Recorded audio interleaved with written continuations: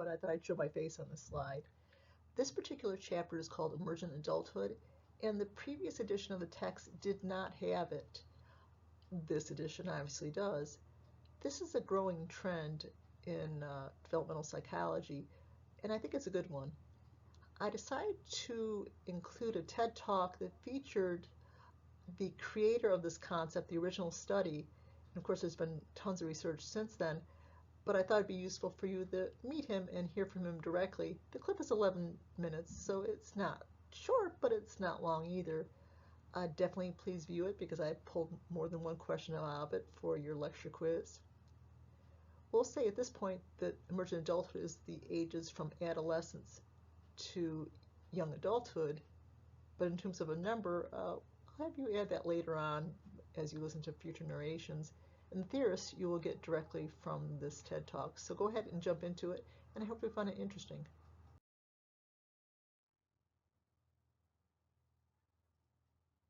So hopefully you're well acquainted now with Jeffrey Arnett from the TED Talk and his concept of emerging adulthood. To give you more specific information, the actual years we should know, that would be from 18 to 25. Giving you a little bit more background, he coined the term based on his research in the year 2000, and as I mentioned, it's gaining popularity and it's becoming more and more frequent in lifespan books, and eventually I suspect it will be in all of them. It's thought to be a needed concept because there's a time that is now needed between adolescence and taking on full adult responsibilities. What are some of the relevant factors in need for this time? Well, a major driving force is the need for advanced education. We'll consider this in future slides. So you're obviously aware of that directly and personally because if you're viewing this, you are in college. There's also delayed societal pressure and probably personal pressure for achieving milestones. So stop for a moment and consider maybe the typical person that's in this emergent adulthood age. What milestones will they be gaining or perhaps passing on that many people do choose in, say, the next 10 years? So again, think of upcoming milestones, assuming that you're not already past this age or in the middle of it.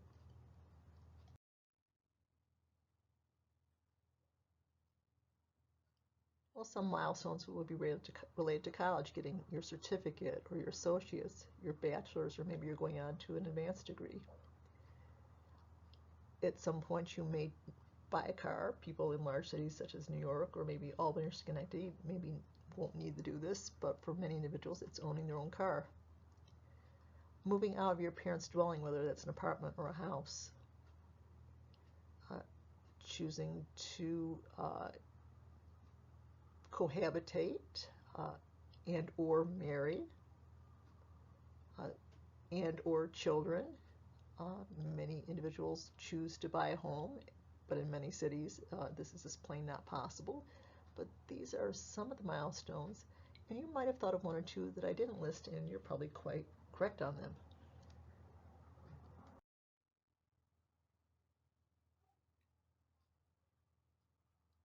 So is emerging adulthood a universal stage?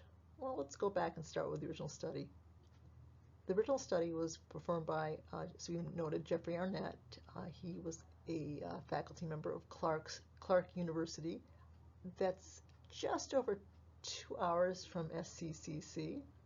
The original study had a group of 300, which is respectable, which is absolutely respectable.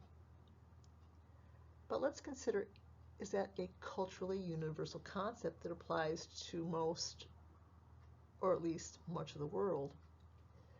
Well, there's been considerable research by Arnett and many others since then, and it appears to be a stage associated specifically with Western nations. Now, I'm sure you've heard the phrase Western nations many times, but you might not know exactly what is meant by Western nation.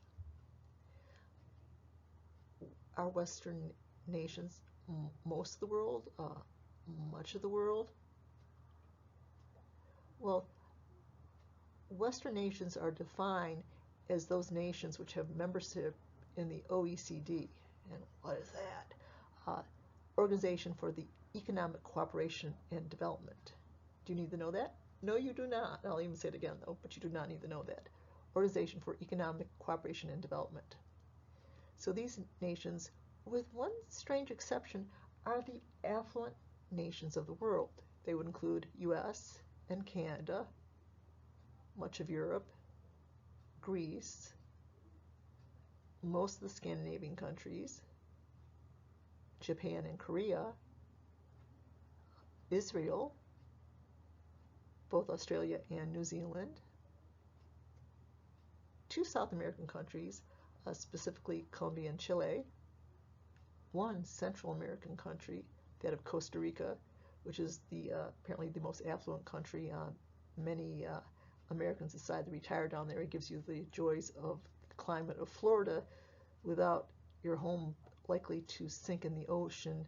At least much of Florida is going to go underwater. Definitely in your lifetime and probably in my lifetime. And the last country, which is a little bit surprising because it's not an affluent country, would be Mexico. So Western nations are those specific nations with membership in this organization. In those countries, with again the exception of Mexico, need much more educated citizenry to fill many of the nation's jobs.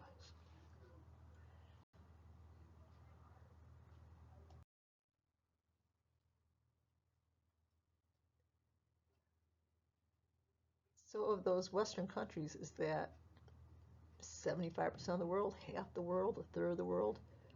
Actually, much less than that. The Western nations comprise a little less than 20% of the world.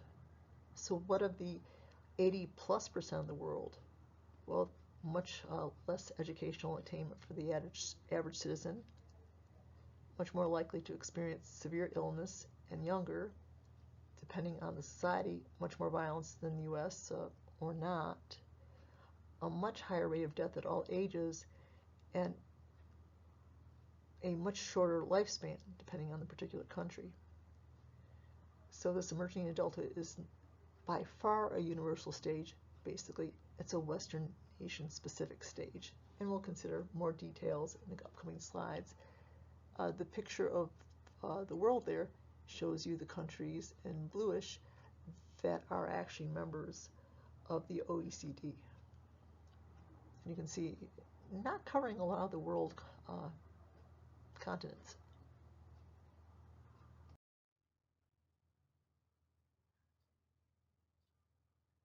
I didn't mention, but probably should have, that amongst the non-OECD membership, another universal is a much, much lower median income. For example, in Guatemala, I have a partner that's there right now. In Guatemala, the average monthly income is $500.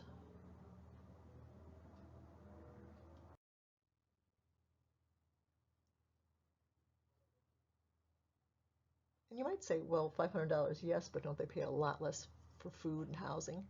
Very true, but they have no manufacturing almost whatsoever other than things made locally for locals. So if you need anything that's non-local, such as a light bulb, if you wanted a refrigerator, well, some people use that as a business where they rent refrigerator space and freezer space to their neighbors who have no way of cooling their food products.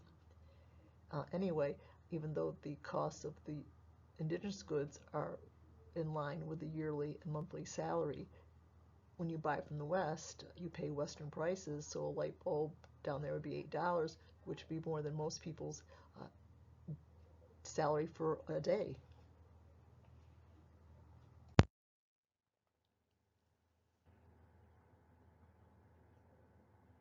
When talking about nations slash countries, those words are interchangeable. The ones that are not members of the OECD, in other words, the Organization for Economic and Cooperation and Development, that's a mouthful. Anyway, you can call those countries developing countries or economically developing countries, or emerging countries, or perhaps even underdeveloped countries or nations. Just avoid the phrase third world nation. It smacks of imperialism and ecocentrism, which is not a real word but really should be. So avoid that phrase. I wouldn't go so far to say if you hear a teacher say it, you could say, oh, I thought we're not supposed to say that word anymore, but it's up to you. Let's continue our exploration of Arnett's Emerging Adulthood. As noted earlier, since it's associated with more affluent cultures, it is not a stage that would be present in all cultures. It is positively correlated with the nation's wealth. It's captured by that in-between feeling, not an adolescent, but not an adult. It's a time of identity exploration. Remember Marcia's 4 different types of identity exploration levels.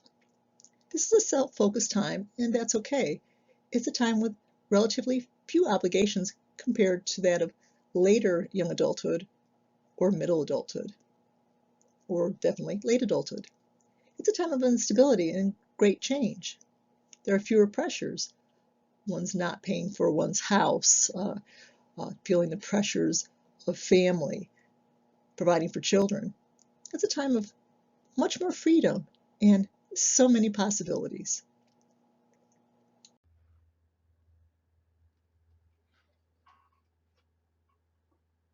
Which 5 features of the ones on the previous slide did Arnett focus on? Well, as you can see, identity exploration, figure out who you are and all that goes with that.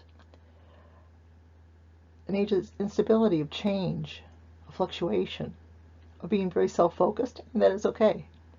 The age of feeling neither and both, the age of feeling in between, and the age of so many possibilities and so many choices. For example, sexual orientation and gender identity. You might say, well, that's not choice. Yes, there is. You can be either true to yourself, you can live your real truth, or you might be forced by circumstance to not live that. Not healthy, clearly. I've had many students unfortunately share with me that to live in their house, they could not express their true gender or their sexual orientation, either for fear they'd be tossed out or being told explicitly they'd be tossed out. In many countries of the world, 64 right now to be exact, it is a crime to be LGBT plus, at least to act on it. Punishments can range from flogging to imprisonment to even execution. So things in the world are not good in that area, and things in the U.S., if you follow the news at all, you know, are getting less and less satisfactory, and many people think it's okay to deny other people's civil rights based on their personal or religious viewpoints. Obviously, I don't agree. But anyway, it's not an age just of that. It's also an age of, will you have body ornamentation or not? Remember that some of those are very permanent, and your employer might not hire you based on that. So, word to the wise, will you be very religious? Will you change the religion that you were brought up with? Will you volunteer? Will you be active in politics the same as your family or very different? What are your beliefs? Are you vegetarian or not? Vegan or not? Will you live in your parents' home and save money, or maybe live in a place that has much more freedom and you're able to express yourself? Will you stay in New York? Will you stay in the Northeast? Will you stay in the United States? Education, I see you've already made one choice, at least temporarily, and I think it's a good choice. So anyway, so many choices. If this is a live class, I would ask you for more examples, and I'm sure you can come up with many more. Unfortunately, we're not a live class, as you know. If you're 17, 18, 19, 20, 21, 22, do you feel like you've reached adulthood? You may say no, but if I ask you, do you still feel like you're an adolescent, you would probably say, well, that doesn't feel comfortable either. Well, perhaps you are experiencing the concept of emerging adulthood. Now look at the following figure and look at by age when people are asked, do you feel that you've reached adulthood? You can see by the earliest years of late adolescence and early adulthood, most people do not indicate a yes.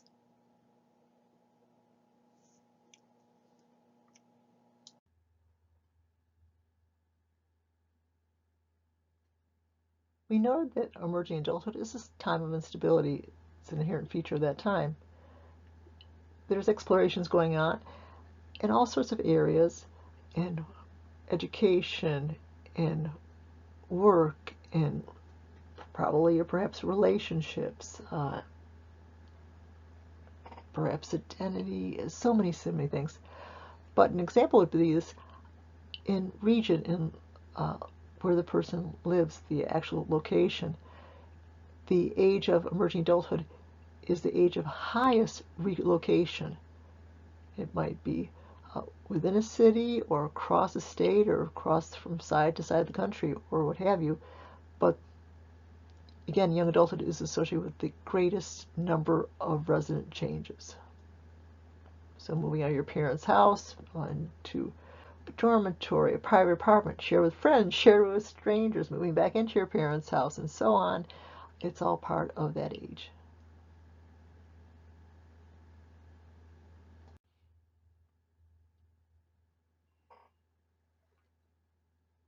Let's consider tertiary education, often called post-secondary education, refers to formal education beyond the high school. It could be a MD, PhD, bachelor's degree, associate's degree, or even a certificate or even a micro-credential. So it's any formal education beyond high school. So clearly taking a baking class to learn how to make sourdough bread won't count, but if it's a certificate or micro-credential, absolutely. As you learned in the TED Talk, hopefully, that in the not so distant past, probably the time of our grandparents, a high school education was an uncommon luxury. Only 25% of people graduated from high school. Most people stepped out at or by the 8th grade. So again, only 25%. And going to college, roughly 5%. Why? It was a luxury. It was not a necessity.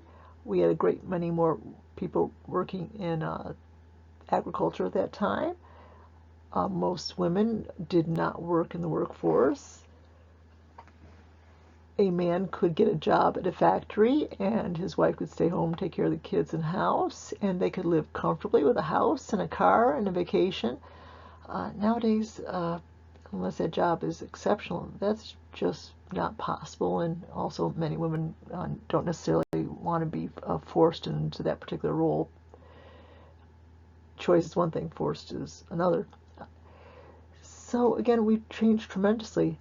Take a look at the map below and you might find some interesting things.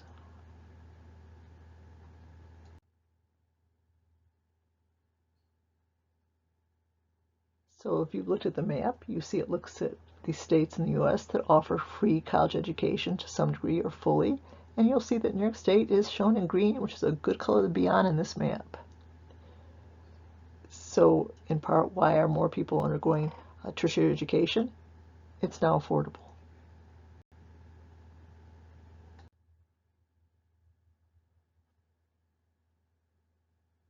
I assume that you're familiar with New York State's very generous Excelsior Scholarship. To be eligible, you need to be a New York State resident. If you're not, stick around a year, get it documented, address and so on, bills. Attend a SUNY or CUNY 2 or 4-year program. Take 30 credits per calendar year, which could be 12 in the January session, 12 in the fall session, and 6 in the summer session. Divvy up however you like. And you just have to plan to live and work in the state following graduation for at least as long as you participate in the particular program. So if you were using the scholarship for 2 years, you just merely have to stay in the state for 2 years during your work life subsequent to graduation. Pretty generous, pretty generous. Students who opt to do a private college sometimes get very generous financial aid assistance, but bear that in mind. Many students graduate from a private college. I know somebody, massive debt, and she would have graduated with minimal debt from a SUNY college. So just bear that in mind. Look to your fiscal future and how much you'd have to pay every month for how long, which could delay other things in your life, such as home buying if you care for, house buy, home, car, etc., etc. So look at the big picture and make what decision is best for you.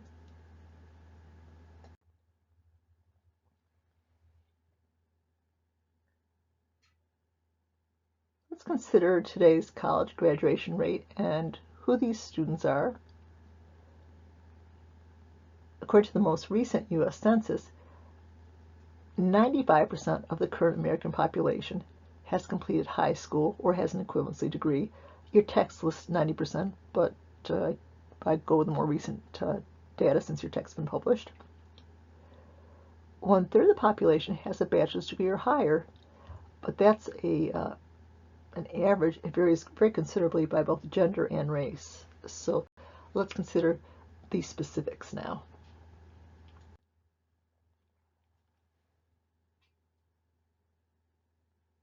In terms of overall college graduation rates, a little less than half, 40% of the population graduates from college.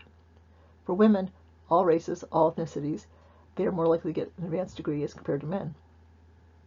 Breaking it down by race and ethnicity, for African Americans, just under 1/3 graduate from college. For Hispanic Americans, a lower number at 20%. For Asian Americans, a very impressive 60%.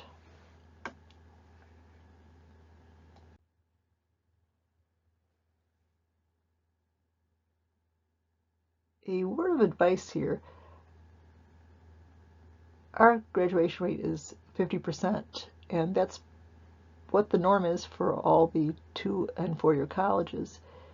Some students, for whatever reasons, do not succeed.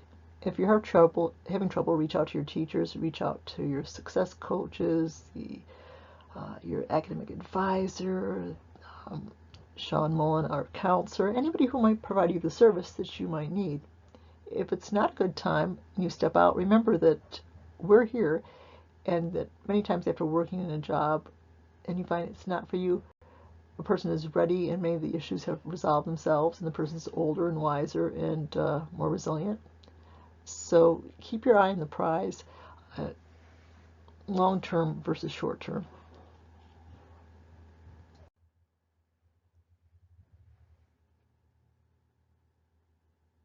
Let's now compare emerging adulthood in Asian versus European-based cultures, focusing specifically on the OECD cultures.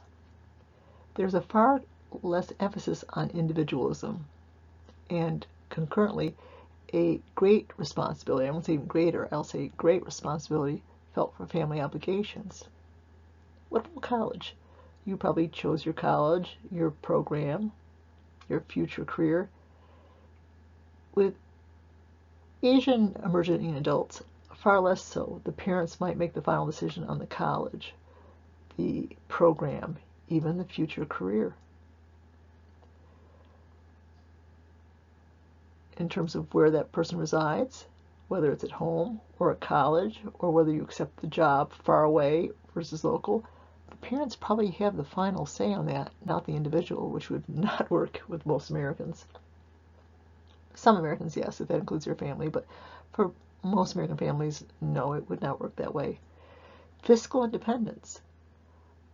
For a Western-based individual, it means being able to pay your own bills, maybe to afford your own apartment, maybe to afford your car payments, maybe to make a purchase of a townhouse or a trailer, a home. In Asian cultures, fiscal independence means that you can support your parents. So you look forward to not all the things that you can do with your money for yourself, but being able to provide for your parents in their old age. So some very different perspectives. And it's always good to remember that American and Western cultures are not the only people, not the only cultures of this world.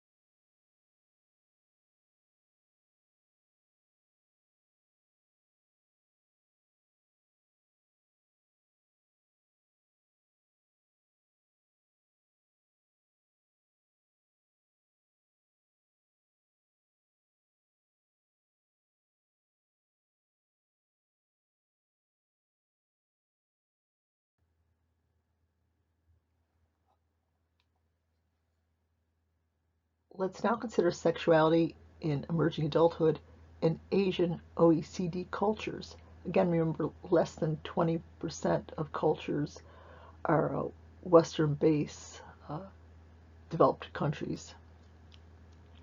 So our partners in OECD, the Asian cultures, should really be looked at in this course, and we are. Now, dating in the U.S. is pretty normative for even youth, so maybe a parent wouldn't be too thrilled with a 10, 11, 12, 13-year-old dating, but few parents would question dating in, say, upper teens, say 18 when emerging adulthood begins, and virtually no parent would discourage dating, at least relatively few, I will say, would discourage dating in the 20s. And yet, in various OECD Asian cultures, dating in young 20s is not acceptable. Dating is only acceptable when one is specifically looking for a partner in marriage. And at that age, parents often prefer their children not to be quite into that stage yet. So even dating is done differently. Premarital sex, the norm in most Western cultures, especially the United States. 3/4 of emerging adults will have intercourse.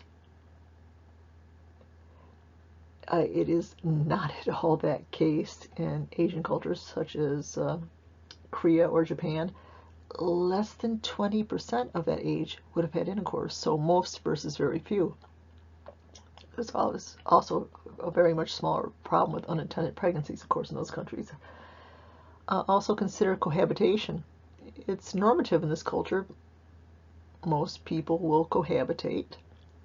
I will say that less than half of those relationships do lead to a permanent long-term or relatively permanent long-term arrangement, but cohabitation is the norm. Not necessarily designed to lead to marriage, but cohabitation in most Asian OECD cultures is just totally unacceptable. So don't forget to look at your world lens when considering issues related to this course.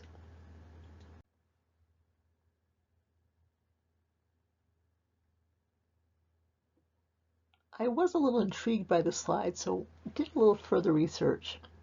In Japan, apparently, dates often begin with what's called a confession, where one person indicates they have feelings for another. For us, that'd be putting the cart ahead of the horse, but apparently going out as friends is so common, even with people you don't know well, that it's got to be clearly indicated that it's a date and not just a lunch.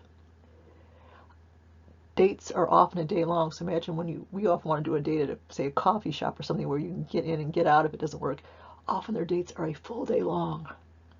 They also have what's called the stay-at-home date. Imagine you're just getting to know somebody and you stay all day long, hanging out at their apartment or house. Okay. If you meet the parents, marriage is in the air. And of course, there are no PDAs, public displays of affection, at any age. That's just rude.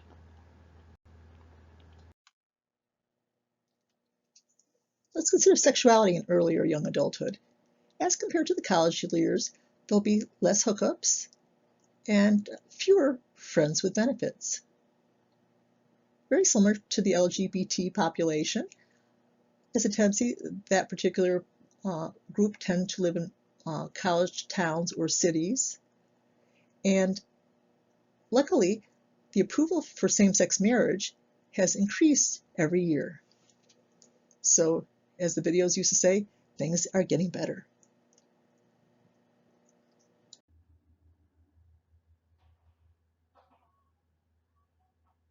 Let's consider education and marriage in the developing nations.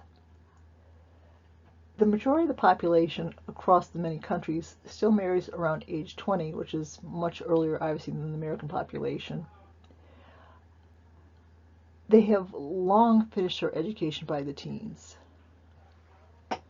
Emergent adulthood is seen in a few of these countries, not all certainly, and limited to the middle and upper class. It's very low, but is still increasing. It is rising. In the very poorest of these countries, even adolescence might not be a common age of life. You go right from childhood jumping into adult work and even marriage responsibilities. Work and marriage might begin in the middle or even early teens, and sometimes earlier. In poor, specifically South Asian developing countries, up to half marry before age 18. Shown in the picture is two 13-year-olds being married.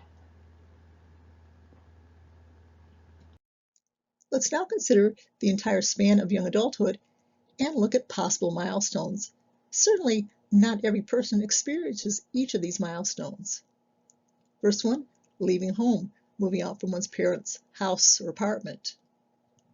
Though very commonly, we move back in and move back out, and many times move back in again. Completing one's education, at least perhaps for the time being.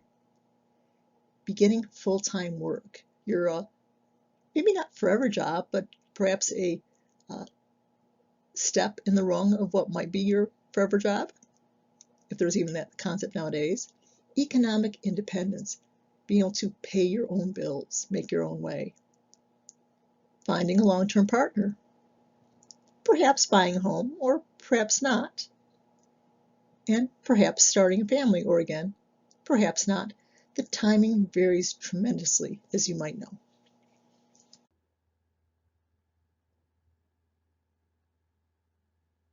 If you're interested in the average age of marriage for the OECD countries, and for the US, it's within a few months of being the same, so we'll just say age 32. Men now 1 year older on the average, women 1 year younger, but let's just say 32 to make life easy for everybody.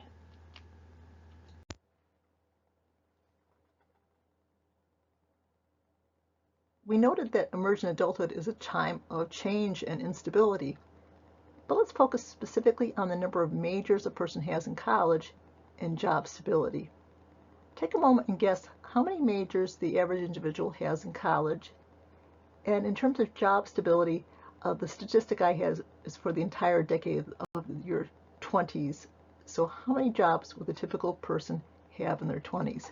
Take a moment and then click to find out the answer.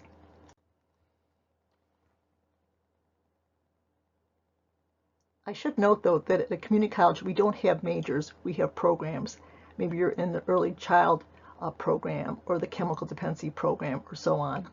But in terms of just putting majors and programs together, the average number is 3. So if you're not decided, that's fine, but do take advantage of some of the college services to help you decide which way was probably best for you, at least at the moment. Now, in terms of the second question, how many different careers or jobs are typical in emergent adulthood? You might be surprised. You might be thinking 2, 3. The number is actually 7 different jobs. So chances are your first job or second job or third job is not going to be your permanent one.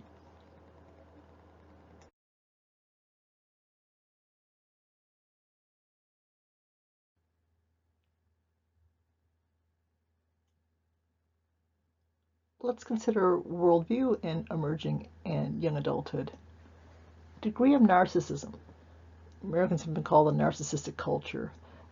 Does narcissism increase, decrease, stay the same? Well, there's a consistency in both older and the newest research saying the degree of narcissism is actually increasing in American youth, most definitely including emerging and young adulthood. What are some things that might be potentially related to this? Self-focus. Well, the opposite would be volunteerism, focusing on others. Volunteerism is the lowest in emerging adulthood and the early part of young adulthood. Interestingly, at the tail end, or even more appropriately said, middle, from middle to the tail end of young adulthood is the highest rate of volunteerism. So interesting contradictions. Voting, interesting one's country, fellow citizens. In terms of the last election, the age block most likely to vote were the seniors, the 65 plus group. 2/3 of them voted. In terms of young adults and emerging adults, what percent do you think voted? A sad 1/3 In other words, 33%. If the young adults and emerging adults voted as a block, they could take the election in any way they wished. But unfortunately, might be passionate, but passion without action is talking. So please vote. Let's now consider identity, starting with the perspective of Erik Erikson. His time associated with adolescence is identity versus role confusion. This is a time to explore identity. It would include all sorts of aspects of identity, from self, religion, sexuality, career.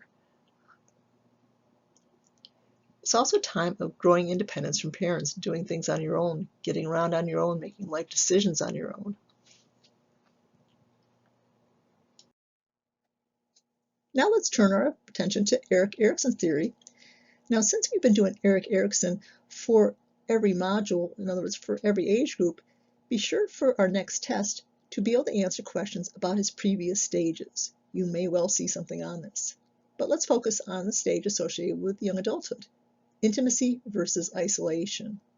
The former term, that is, intimacy, refers to not physical intimacy, but psychological, emotional intimacy, and the ability to make a commitment.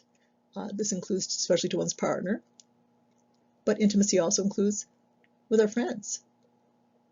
The latter term, isolation, will be those people, for whatever reason, are unwilling or unable to form intimate bonds, intimate relationships.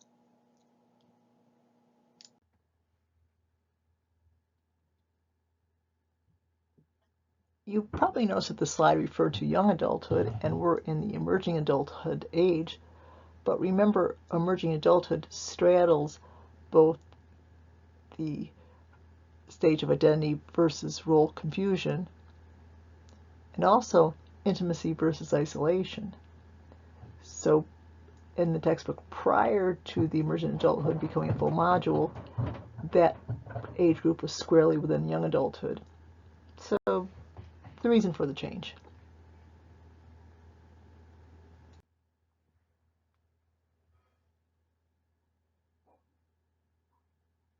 If a person is unable to find these relationships, they might greatly desire to have relationships, but being unable to form them. In the most extreme form, it would be a personality disorder called avoidant personality disorder, or a person who doesn't form relationships and has absolutely no need for human relationships, also personality disorder called schizoid personality disorder.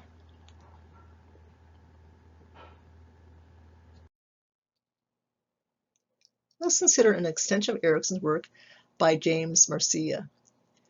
Marcia identifies 4 different identity statuses, as you can see. First one, diffusion. The individual has not yet begun to explore the identity dimension. This is often early in the process, but it can also continue. Let's next consider foreclosure. This person has accepted the identity they were given to them. Perhaps they accept the family religion without ever really considering it. Maybe they consider the family trade is their career and don't even consider that there might be a choice in it. Maybe they consider that having children will just happen and they really don't decide whether or not they can choose. It's just a given in their life. So many people do go directly into foreclosure status. Next, let's consider moratorium. This person is actively exploring. Do I want to go to college or not? Do I want my parents' family business or not, perhaps? So actively exploring their choices. Lastly, let's consider achievement. The person has gone through the active exploration, that is, they have gone through moratorium, and now they have committed. This does not mean that they can't change along the way, but they have a very distinct goal plan, if you will. Where are you in this?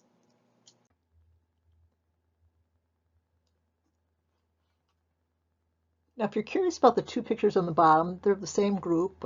Left is showing a bunch of Amish teens hanging out, as teens often do. And the right Another group of Amish teens, and that kind of might not match your picture of what Amish are. We have Amish in our area. They're often seen in horse and buggies. They are allowed to accept rides from the English, as they call us, or pay for rides for certain things they might need, like a medical appointment in a city. You might think that an Amish youth would go directly into foreclosure, but most Amish groups in the country have a tradition called rumspringa. It's like the word rum and then spring, in which they're allowed to try all sorts of things that would be forbidden for a traditional Amish person. So riding in cars, smoking, going to malls, dressing non-traditionally, you name it. Most things are allowed to be experienced. At the end of Rumspringa, they must either decide to not be Amish, or if they decide to be Amish, they will be baptized as an adult. And at that point, they must keep Amish values. If they break away or break the values at that point, they can be shunned, which means that they will not be talked to or included or interacted with by any Amish person, so it's very severe. So they don't have to accept the Amish lifestyle. Actually, many don't. Most do, though. But again, it's the choice of must be made, and once baptism is made, that's a vow that's tremendously serious and cannot be taken back or violated. So if you thought that they went into foreclosure, no, not at all.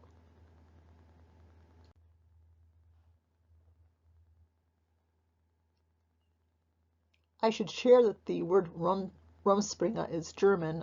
Pennsylvania Dutch is really from the term Deutsch. Deutsch is how Germans refer to themselves because they were German people, not Dutch people. But in German, Rumspringa means literally to run around or to run about, which kind of captures some of the essence of it. We've been mentioning milestones that are associated with young adulthood. Let's consider your biggest fiscal decision. Take a moment and consider what one's biggest fiscal, in other words, financial choices, will be in life. Buying a house might be one of them, but as you can see, it will typically not be our biggest fiscal decision. Think of some of the other ones, and then please go to the next slide.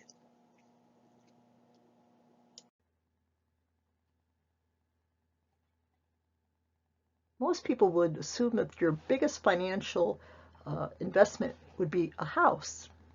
Reasonable, but not correct. Consider the cost of having a child. From birth to age 17, how much do you think it would cost on average? 100,000? 150? 200? More than that.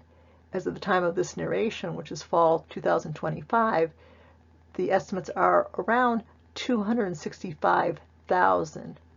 And that's age 17, so that's not including college. So again, 265,000 on average.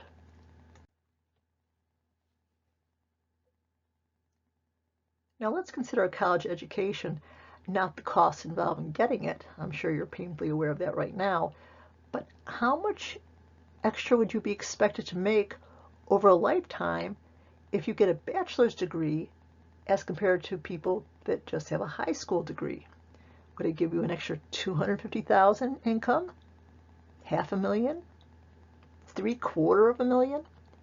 The current statistics suggest on average 1 to 1.2 million extra lifetime earnings, variable depending on factors such as gender and race/ethnicity, which it shouldn't obviously, but it does. So no less than 1 million extra dollars lifetime. So well worth obtaining.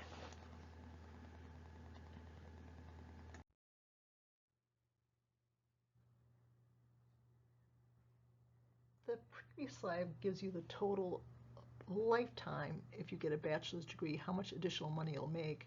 This slide looks at it by comparing many different degree levels and the average yearly salary.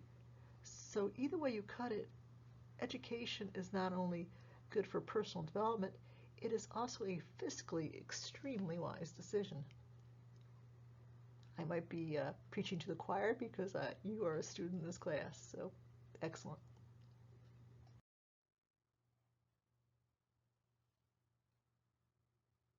At SUNY Schenectady, half of students don't reach their degree goal. They leave before that point, and this is quite consistent with other 2-year and 4-year institutions. So if the time is not right for you, before you conclude that, please reach out to all the different services in the college that are designed to help you, from your advisor to success coaches to maybe you need the food pantry, maybe you need to visit Sean Molinar counselors. So many services. But if you conclude that the time is not right, I don't know if you know the old Motel 6 commercials, but its motto, we'll keep the lights on for you. So you can return to us when it is a good time for you.